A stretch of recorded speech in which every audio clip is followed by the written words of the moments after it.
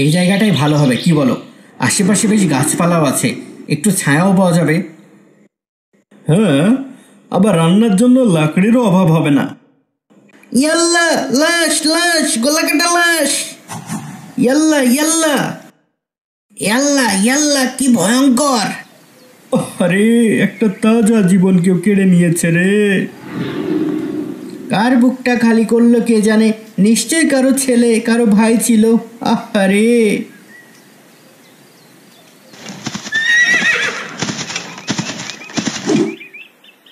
আয়শা, আয়শা, কোথায় গেলে? অনেকদিন পর বাপের বাড়িতে যাচ্ছি, 1 মাসের আগে আনতে যাবা না কিন্তু।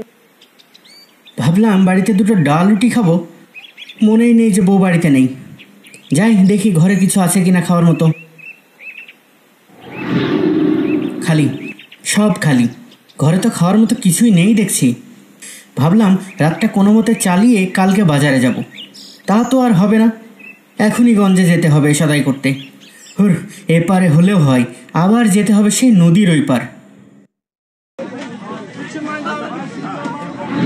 এই দাঁড়া দাঁড়া দাঁড়া দাঁড়া, ইস, নৌকাটা ছেড়ে দিল রে।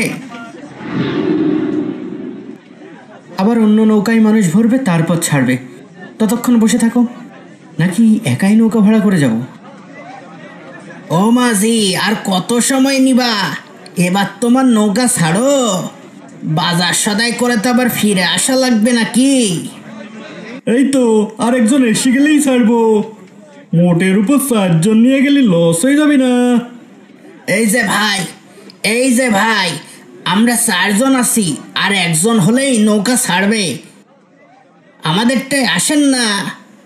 আলহামদুলিল্লাহ, এত তাড়াতাড়ি পাবো ভাবিনি।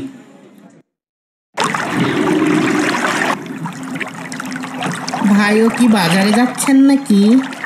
হ্যাঁ ভাই, এই অসময়ে বউ বাপের বাড়িতে গেছে, জানতাম না বাড়িতে সদাইপাতি কিছুই নেই। এখন বাজারে যাব, সদাইপাতি নেব, আবার ফেরত আসবো, তারপর রান্না করব, তারপর খাবো। কত দেরি! আর এদিকে পেট তো আমার এখনই চুচু করছে। বউ না থাকার এই কষ্ট রে ভাই, কি আর করবেন। হ্যাঁ রে ভাই। ভাই, সবাই ঝিমাচ্ছি, আমিও একটু ঝিমকি দিলাম, পৌঁছে গেলে ডাক দিয়েন। আচ্ছা ভাই, আপনিও ঝিমকি দেন। বাহ, আকাশটা হঠাৎ বেশ সুন্দর লাগছে না? কি হলো? আরে, ওইটা কি মাথা তুললো নৌকার কিনারে? আরে আরে আরে, একই একই, এ তো একটা মাছ নৌকায় উঠে গেল দেখছি। এ তো বিশাল বড় মাছ, কি সুন্দর! চেঁচে এসে নৌকায় উঠেছে, যাই মাছটা ধরে ফেলি, মেঘ না চাইতেই বৃষ্টি। ইয়া, আরে আরে আরে, আস্তে আস্তে, এত নড়াচড়া করিস নি, সবাই জেগে যাবে রে। আরে কত বড় মাছ! এই দেখো দেখো, কত বড় মাছ নৌকায় ধরা পড়েছে। আরে তাই তো, কি সুন্দর দেখতে, আমার তো দেখে জিভে পানি এসে গেল। মাছটা নৌকায় কিভাবে এলো? এমনিতেই লাফ দিয়ে উঠে নৌকায় চলে এলো। কি বলো, কি ভাগ্য আমাদের, এত বড় মাছ বড় বড় জাল দিয়েও পাওয়া যায় না, আর এমনিই চলে এলো। আমি নিশ্চিত এই মাছটা আল্লাহ তাআলা আমাদের জন্য পাঠিয়েছেন। হ্যাঁ হ্যাঁ, ঠিক ঠিক, এটা আল্লাহ তাআলার উপহার আমাদের জন্যে। কিন্তু এটা তো আমি ধরেছি। কখনো না, আমরা না থাকলে তুমি এত বড় মাছ ধরে রাখতে পারতে। হ্যাঁ হ্যাঁ, ঠিক ঠিক। তাই আমরা সবাই এই মাছের ভাগিদার। তাহলে আরে ভাই, ভাগ বাটোয়ারা না করে চলো আমরা কোথাও তীরে নেবে মাছটাকে ভুনা করে খাই। সবাই ভাগ পেল, আবার একটা উৎসবের মতোও হলো। হ্যাঁ হ্যাঁ, ঠিক ঠিক, খুব ভালো আইডিয়া। তাহলে আমারও কোনো আপত্তি নেই। কিন্তু সমস্যা হলো, আমরা খাবো কোথায়? বাজারে তো এমন কোনো জায়গা নেই। বাজারের অপেক্ষায় থাকার দরকার কি? আশেপাশে কোনো কিনারায় নেমেই তো আমরা খেতে পারি। ওই যে ওই যে ওই পাশে একটা পরিষ্কার কিনারা দেখা যায়, চলো আমরা ওখানেই নেমে যাই আর মাছটাকে খাই। আহ,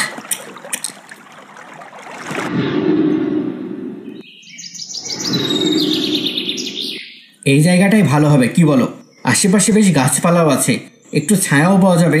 হ্যাঁ, আবার রান্নার জন্য লাকড়িরও অভাব হবে না। ইয়াল্লা, লাশ লাশ, গলা কাটা লাশ! ইয়াল্লা ইয়াল্লা ইয়াল্লা ইয়াল্লা, কি ভয়ঙ্কর! আরে, একটা তাজা জীবন কেউ কেড়ে নিয়েছে রে। কার বুকটা খালি করলো কে জানে, নিশ্চয়ই কারো ছেলে, কারো ভাই ছিল।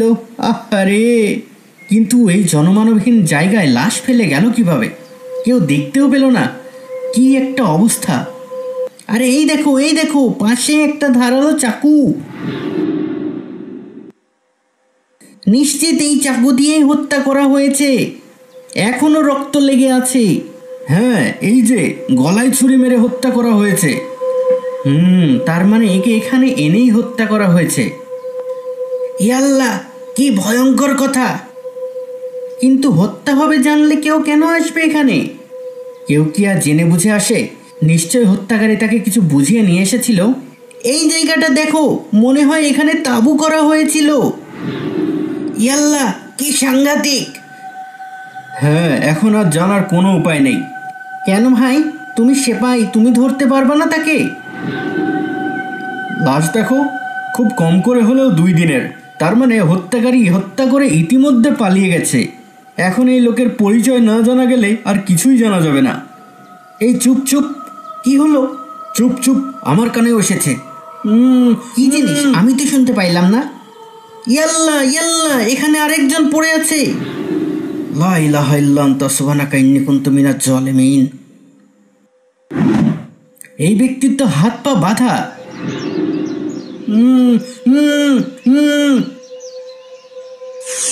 একজন তার মুখের কাপড় সরিয়ে দাও, আমি হাত পায়ের বাঁধন খুলে দিচ্ছি। ভাই, আপনার এই অবস্থা কি করে হলো? কি হয়েছিল এখানে? এখানে কি কোনো ডাকাতি হয়েছিল? ওই ব্যক্তিকে খুন করলো কে? পানি, একটু পানি দেন। হ্যাঁ হ্যাঁ ভাই, আপনার কোনো চিন্তা নেই, আমরা আপনাকে উদ্ধার করেছি। হে আল্লাহ, আমাকে ক্ষমা করে দাও। এখনো আপনার চেহারায় এত ভয় আর নিরাশার ছাপ কেন? কি ঘটেছিল এখানে? কে ওই লোকটা, আর তাকে কেনই বা খুন করা হয়েছে? বলছি, আপনাদের সবার প্রশ্নের উত্তর দিচ্ছি ভাই, শুনুন। আমার নাম আলী সেনা, আর ওই মৃত লোকটির নাম রহিম। আমরা একই কাফেলায় ছিলাম, ব্যবসার জন্য বাগদাদ যাচ্ছিলাম। কাফেলায় অনেক ধরনের লোকই ছিল, নিরীহ চেহারা থেকে ভয়ঙ্কর সবই। আমি কাউকেই চিনতাম না, তাই অনেকটা একাই হাঁটতাম। লোকটার কাছে টাকা পয়সা বেশ ভালোই আছে মনে হয়। তার বলতে টাকা পয়সা তো আছে, কিন্তু নিরাপত্তা নেই। একটা নিরাপত্তার ব্যবস্থা করা দরকার।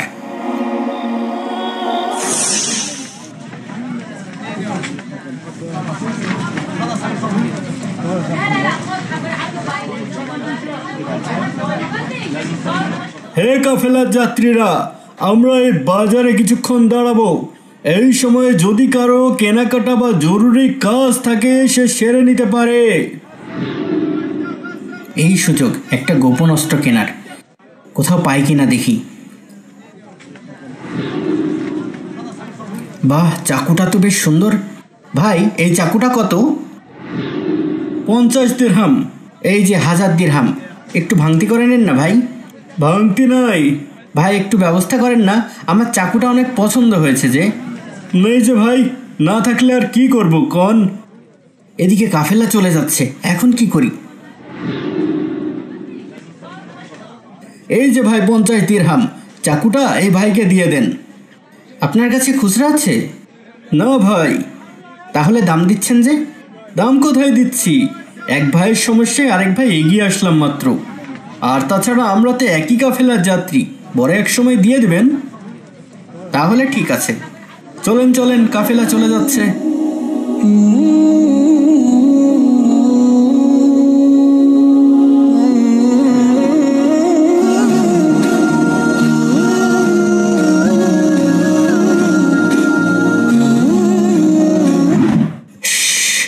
খুব সাবধান, রাতে ওর টাকার থলেটা ডান্ডি পটাশ করে দিতে হবে। নিশ্চয় নিশ্চয়, বেটা যেন টের না পাই। লোক ভালো হলেও বোঝা যায় গায়ে জোর আছে, জেনে গেলে ঝামেলা হবে। কোনো সমস্যা নেই, চল রেডি হই। মাথার কাছে চাকু রেখেই ঘুমাতে হবে আজ।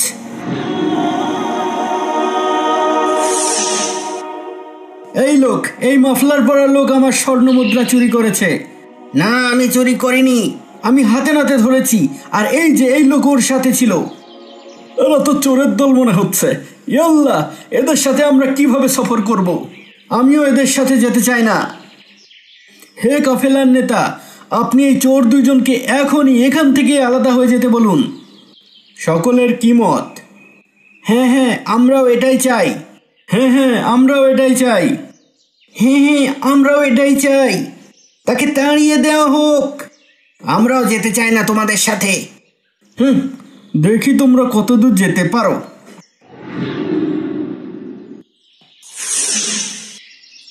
মন খারাপ কেন ভাই?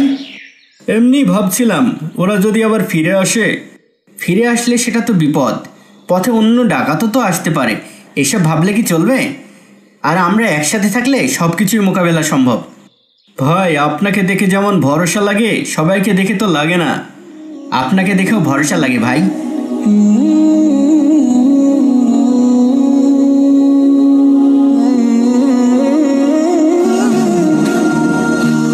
তারপর কয়েকটা দিন পেরিয়ে যায়। এদিকে আমরাও বেশ ভালো বন্ধু হয়ে উঠি। সেদিনে জনমানবহীন নদীর পথ দিয়ে হাঁটার সময় সন্ধ্যা হয়ে আসে। হে কাফেলার নেতা, এই পথে রাতের বেলায় যাত্রা করা মোটেও ঠিক হবে না। পথে ডাকাত হামলা করতে পারে। তার চেয়ে ভালো হয় রাতটা আমরা এখানে কাটিয়ে সকালে আবার রওনা দিই। কি বলো সবাই? হ্যাঁ হ্যাঁ, ঠিক ঠিক, সে ঠিক বলেছে। হ্যাঁ হ্যাঁ, আমরাও তার সাথে একমত। তাহলে একজন এই খেজুর বনের ভিতর দিকটা একটু দেখে আসো, এখানে রাত্রি যাপন নিরাপদ কিনা। হে কাফেলার নেতা, আপনি বলার আগেই আমি দেখে এসেছি। এই খেজুর বনের ওপাশে নদী। আমরা চাইলে একটু ওই পাশে রাতটা কাটাতে পারি। ওই দিকটা একটু জনমানবহীন, তাই আশা করি কোনো চোর ডাকাত আমাদের খোঁজ পাবে না। ঠিক আছে, তাহলে আজ রাতটা আমরা ওখানেই কাটাবো। আর যত শীঘ্র সম্ভব রাতের শেষ ভাগেই আবার রওনা হব। জায়গাটা জনমানবহীন হলেও বেশ ভালো, কি বলো? আশেপাশে অনেক গাছগাছালি আর বাতাস। হ্যাঁ, আশা করি কোনো চোর ডাকাত আমাদের খোঁজ পাবে না, ইনশাল্লাহ। যাই হোক, কাল আমাদের অনেক দীর্ঘ পথ যাত্রা করতে হবে। তুমি ঘুমাও। না, আমি একটু আশপাশটা ঘুরে দেখব, যদি আবার কোনো বন্য জন্তু জানোয়ারও এখানে থাকে। এটা তো অবশ্যই চিন্তার বিষয়। তোমাকে চিন্তা করতে হবে না, তোমার ছুরিটা আমাকে দাও, আমি একটু ঢু মেরে আসি। হ্যাঁ হ্যাঁ, অবশ্যই। রহিম চলে যায়, আর তারপর আমি ঘুমিয়ে পড়ি। কিন্তু চোখ খুলতেই দেখি আমি খোলা আসমানের নিচে শুয়ে আছি। মাথার উপর তাঁবুও নেই, আর কাফেলাও নেই। আমার হাত পা মুখ কাপড় দিয়ে বাঁধা। আমি হাত পা খোলার চেষ্টা করছিলাম, কিন্তু কোনোভাবেই আমি হাত পায়ের বাঁধন খুলতে পারিনি। আমি চিৎকার করতে চাইলাম, কিন্তু মুখের কাপড়ের জন্য চিৎকারও করতে পারছিলাম না।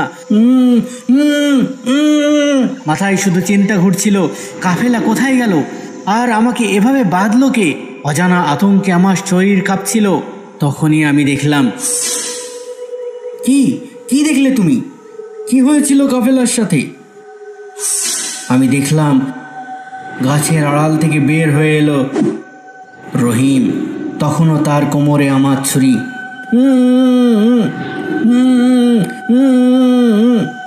এত নড়াচড়া করে কোনো লাভ নেই বন্ধু, বাঁধন খুলতে পারবে না। আওয়াজও বের হবে না। এই যে কাপড় সরিয়ে দিচ্ছি, এবার বলো, তুই আমাকে বেঁধে রেখেছিস? আবার কে? কেন কেন বেঁধে রেখেছিস শয়তান? আরে নির্বোধ, এটুকু বুঝিস না? কে আছো সাহায্য করো, কে আছো সাহায্য করো। কোনো লাভ নেই বন্ধু, আশেপাশে এখন কেউ নেই। মিথ্যা বলছিস, নিশ্চয়ই আশেপাশে কাফেলা আছে। কাফেলা? সে তো সেই রাতের শেষ ভাগেই চলে গেছে। ঘুমিয়েছিলে তো, তাই টের পাওনি। ও, আর এই সুযোগেই তুই আমার ঘুমের ঘরে আমার হাত পা বেঁধে ফেলেছিস। আর মুখে কাপড়ও দিয়েছিলাম, যেন চিৎকার করে কাউকে ডাকতে না পারো। কেন কেন কেন তুই এমন করলি? তুই না আমার বন্ধু। বন্ধু? এই কাফেলার সবার মাঝে ওই সেনা লোকটাকেই মনে হচ্ছে বেশ ধনী। এই হলো এবার আমার লক্ষ্য, কোনোভাবে ওর বিশ্বাস অর্জন করে ওর বন্ধু হয়ে যাব, আর তারপর কোনো নির্জন জায়গায় নিয়ে ওকে হত্যা করে ওর সব অর্থ সম্পদ কবজা করে নেব। আরে, ওই দোকানে মনে হচ্ছে কোনো একটা সমস্যায় পড়েছে। যাই, এটাই সুযোগ।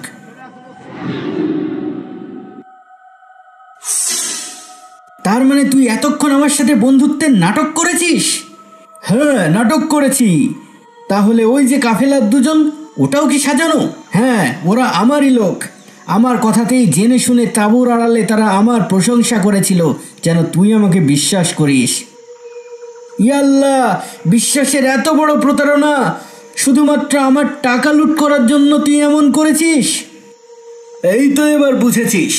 আর তাই তো কাফেলার লিডারকে ভুল বুঝিয়ে এই নির্জন দ্বীপে তাঁবু ফেলতে বলেছিলাম, যেন সুযোগ বুঝে তোমাকে হত্যা করে তোমার অর্থ নিয়ে নিতে পারি।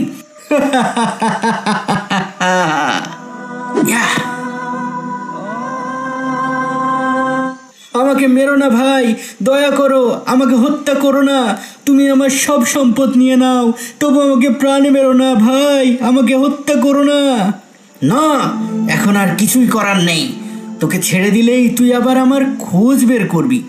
না না ভাই, কিচ্ছু করব না। আমি ঘরের ছেলে, ঘরে ফিরে যাব। ভাই, আমাকে মেরো না ভাই, আমাকে হত্যা করো না। মরতে তোকে হবেই। হে আল্লাহর বান্দা, আল্লাহকে ভয় করো, আমাকে হত্যা করো না।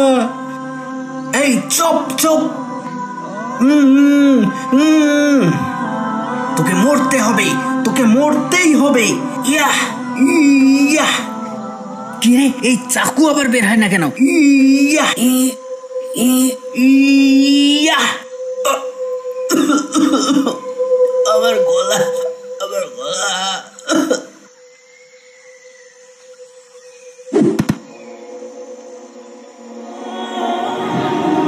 আর এই পাপিষ্ঠ এভাবেই আমার চোখের সামনে তার পাপের শাস্তি পেয়ে যায়। হ্যাঁ, এই পাপিষ্ঠ মারা যাওয়ার পর থেকে আমি এখানেই আছি। আশায় ছিলাম কেউ আসবে আর আমাকে উদ্ধার করবে, কিন্তু দিন গড়িয়ে রাত হয়, তবু এই জনমানবহীন জায়গায় কেউ আসে না। তখন আমি বুঝে গেলাম আমার মৃত্যু নিশ্চিত। আমি আমার ভাগ্যে হতাশ হয়ে গেলাম।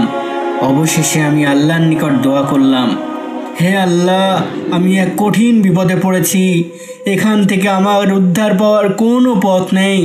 হে আল্লাহ, তুমি আমার কাছে কাউকে পাঠিয়ে আমাকে বিপদ থেকে উদ্ধার করো। তারপর থেকে আমি সর্বদাই এই দোয়াটি করে যাচ্ছিলাম।